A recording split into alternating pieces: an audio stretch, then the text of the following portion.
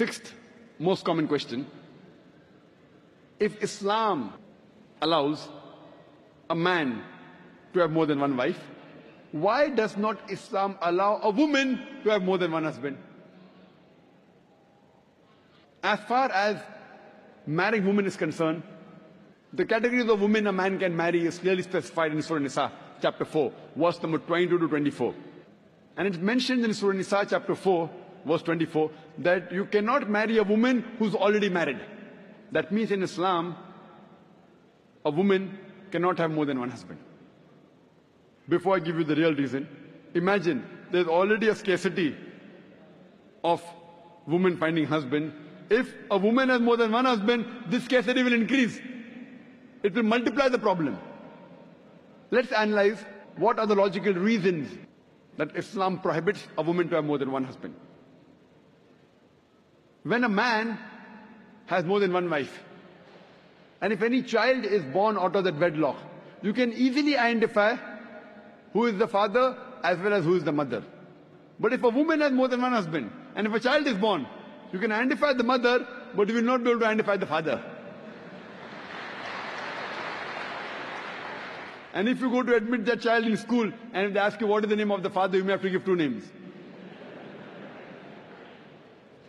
And today's psychology, they tell us that identifying the parents is very important for a healthy childhood, especially the identity of the father.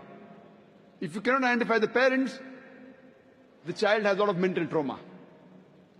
Today, after science has advanced, I'm aware that there is DNA testing and genetic testing, where you can identify who is the father and who is the mother. Though it's not very accurate. But even if I agree that maybe after a few years it becomes accurate, yet it has happened recently. All these years it wasn't there. And this is not the only reason why a woman is not allowed to have more than one husband. There are various other reasons. For example, today science tells us that a man is more polygamous in nature as compared to a woman. Today science tells us that because of the various behavioral and psychological changes that take place in a woman during menstrual cycle, she cannot do the role of multiple wives simultaneously. Whereas a man, he can do the role of multiple husbands simultaneously. Furthermore, if a woman has more than one husband or more than one sexual partner, and if all of them are loyal to each other, yet there are high chances that venereal diseases and sexual transmitted disease will emerge. And it can be retransmitted back to the man. Whereas if a man, today medical science tells us that if a man has more than one sexual partner, has more than one wife, and if all of them are loyal to one another, there are hardly any chances of venereal diseases or sexually transmitted diseases emerging in them.